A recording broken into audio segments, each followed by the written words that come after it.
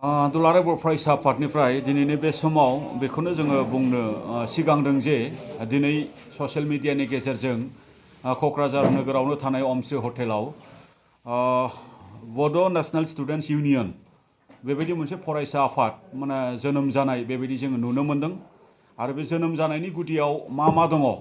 बेखौ जोङो उदिस लानानै बा बेखौ जोङो तदन्त खालामनायनि गेजेरजों जों जिखिनि दा जों मिथिनो मोन्दों बे कमप्लिटलि पलिटिकल मोनसे इन्ट्रेस्ट आरो पलिटिकल मोनसे एजेन्डा थांखिखौ लानानै जोनोम होजानाय बा जोनोम मोननाय बियो मोनसे फरायसा आफाद होननानै जोङो बेखौ मिथि मोन्दों मानोना बिपिएफ हान्जाया पलिटिकल इन्ट्रेस्टनि थाखाय बा पलिटिकल एजेन्डानि थाखाय हाग्रामा महिलारिनि दैदेननायाव बा हाग्रामा महिलारिनि तत्ताबधानाव बिएसइउ होननाय मोनसे आफादखौ दादोंमोन आरो बे आफादखौ दानानै बिथांमोना गावसिनि सरकारनि गादिखौ बासायनांगौनि थाखाय बा पलिटिकल मोनसे इन्ट्रेस्टनि थाखाय खामानि मावनो बे आफादखौ बाहायबोदोंमोन नाथाय बे आफादा दिनै मोनसे जिउ गैयै मोनसे थासारियाव थाफैबाय दा फैबाय थानाय समाव बिएसइउजों खामानि जाला बेखौ हाग्रामा महिलारि बिथाङा दिनै अनुभब खालामनो हादों जानांगौ बा बिपिएफनि दैदेनगिरिफ्रा बेखौ अनुभब खालामनो हादों जानांगौ बिनि थाखायनो दिनै नामखौ एसे सोलायनानै बिएसइउनिनो गाहाय नेहाथारि माने बनजित मनजिल मुसाहारि बिथांखौहाय आफादगिरि खालामनानै दिनै बड' नेशनेल स्टुडेन्ट्स इउनियन जेनाखि फरायसा आफाद बेखौ दादों होननाय जोङो दिनै मिथिदों थारैनो बे बिथिङाव जों बुंनो लुबैदों जे दिनै आफादा बा फरायसा आफादा गोसो जायोब्लानो दाजानाय बेबायदि माब्लाबाबो जानो हाया बिथांमोना सानदों जानो हागौ जे गावसिनि पलिटिकल एजेन्डानि थाखाय मोनसे आफाद दानि नाथाय मोनसे आफाद दाखांनायनि उनाव जे जाथियाव बेसेबां बिभाजन फैयो जाथियाव बेसेबां मोनसे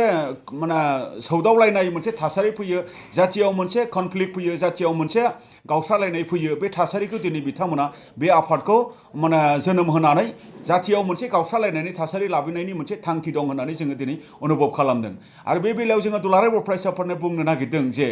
जाय बिथांमोना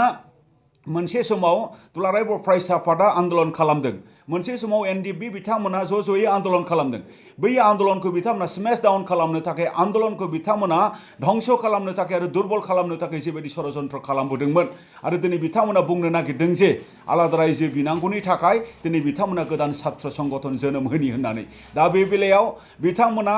जेबो मरेल राइट्स गैया जे बिथांमोना बिटिआर गोरोबथानि गेजेरजों बर' रायजो राजाया जोबस्रांसिगोन होननाय बाथ्रा बिथांमोननि जे प्रेस मिटनि गेजेरजों बिथांमोना बुंनो नागिरदों बिथांमोना जेबो मरेल राइट्स गैया मानो होनबा बिथांमोना आन्दलन जाफुबाय थानाय समाव बिथांमोना आन्दलनखौ धंस खालामनो थाखाय षड़यन्त्र खालामबोदोंमोन आरो दिनै बिथांमोना मोनसे आफादखौ धंस खालामनो आरो मोनसे आफादखौ स्मेश डाउन खालामनो थाखाय बबेबा मोनसे आफाद जोनोम जुदि होदोंब्ला बेखौ रायजो राजाया माब्लाबाबो नेनाय नङा आरो दुलाराय बर' फरायसा आफादा बेखौ माब्लाबाबो सैज' खालामनाय नङा बे आफादखौ जोनोम होखांनायनि उनाव जुदि हारियाव जुदि मोनसे दाङाबाजि हारियाव जुदि मोनसे माने ब्लाड सेट जुदि जायोब्ला बे रेसपन्सिबिलिटिया बिपिएफनि दैदेनगिरि आरो बे आफादनि जायफोर आफादगिरि नेहाथारि जादों बा बे आफादखौ दानायाव जायफोर लिड लादों बिथांमोननि मोनसे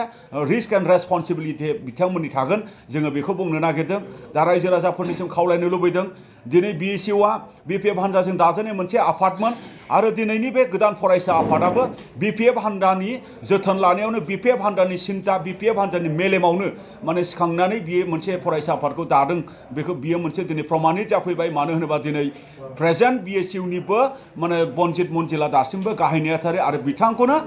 माने नैबे गोदान आफादनिबो प्रेसिडेन्ट खालामदों आरो बिथांमोननि जे टीमाव दङ बिथांमोननि गासैबो टीमाव थानाय बिथांमोना गासैबो माने बे बिएसइउ बेकग्राउन्डनि मानसि आरो बिथांमोनखौ बयबो सिनायो माने दा बेखायनो बे बाथ्राखौ लानानै जोंनि फरायसाफोर जोंनि इयुथफोर जोंनि रायजो राजाफोर मिसगाइड जानांगौनि बाथ्रा गैया मिसलिड जानांगौनि बाथ्रा गैया बिथांमोननि बाथ्रा आरो बिथांमोननि जेनाखि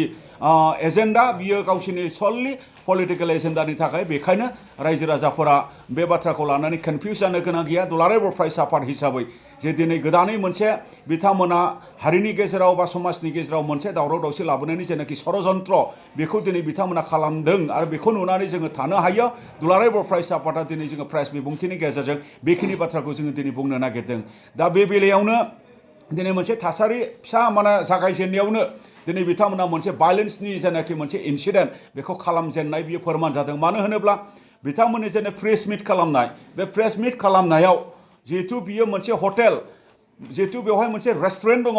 रेस्टुरेन्टआव थांथावथाव साहा लोंहैथावथाव बिथांमोननि प्रेस मिटआव बिथांमोना मा बुङो नैबे बाथ्राखौ जोंनि दुलाराय बर' फरायसा आफादनि बिबानगिरिफ्रा सानै साथामसो खबर लांनो थांदोंमोन दा बेवहायनो बिथांमोना